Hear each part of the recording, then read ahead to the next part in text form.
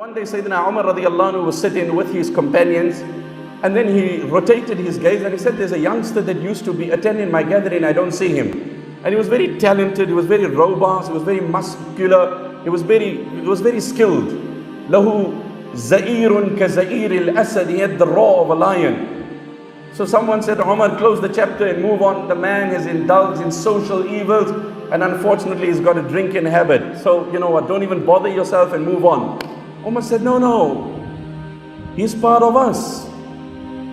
And why should we continue indulging or engaging in a supposed program when one of our members have defected? When one of our members are in a crisis? We've got to respond to his aid, we've got to stand out. So Sayyidina Umar radiallahu anhu then gave it thought and he wrote a verse where Allah subhanahu wa ta'ala introduces himself by saying, لا يمسهم فيها نصب وما هم منها بمخرجين نبئ عبادي أني أنا الغفور الرحيم نبئ عبادي أني أنا الغفور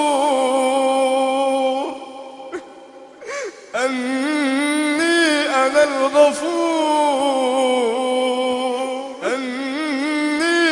الغفور الرحيم.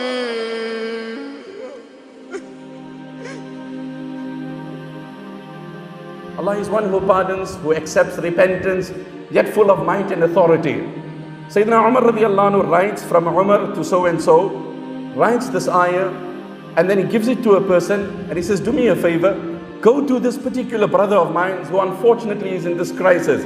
If I have to discover that so and so has fallen, that's the gossip, that's the social, it's just excitement, it's just, you know what. Sayyidina Umar halted his program, got them activated, mobilized his team, captured this in writing, tasked one person as an envoy.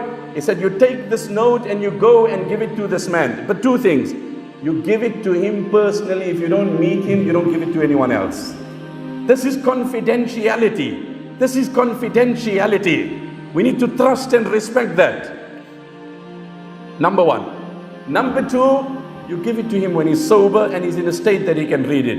If you find that unfortunately he's not sober, he's not in his senses, then you wait till he recovers, and when he's in a good state, you drop him the note. The envoy takes this note, light as it is, laden with prayer and supplication, brimming with concern and worry.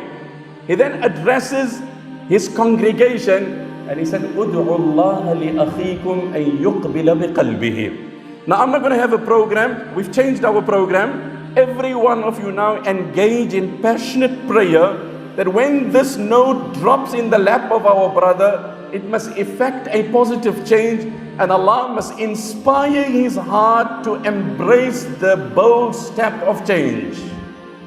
So it's just not a lousy SMS, it's just not a simple text, it's just not sending an email, it's filled with meaning.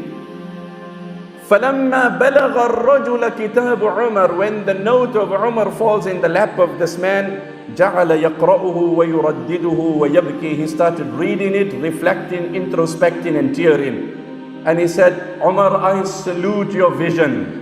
I salute your choice. What a verse from the entire Quran. You're giving me hope and you're chastising me. You're inspiring me with a glamour of hope and you're rebuking me. نَزَعَ فَأَحْسَنَ النَّزْعَ, he then repented and became one of the most rehabilitated youth Medina had ever seen. And then Sayyidina Umar said, my lesson for today is this: إِذَا رَأَيْتُمْ أَخًا لَكُمْ زَلَّ زَلَّةً فَسَدِّدُوهُ وَوَثِّقُوهُ وَلَا تَكُونُوا أَعْوَانًا لِلشَّيْطَانِ عَلَيْهِ. That when you see your brother fall, then stand up to rescue him, save him. Let him not fall on the ground, because his fall is the collapse of the entire ummah, and rescuing him is the rescue and the deliverance of the entire ummah.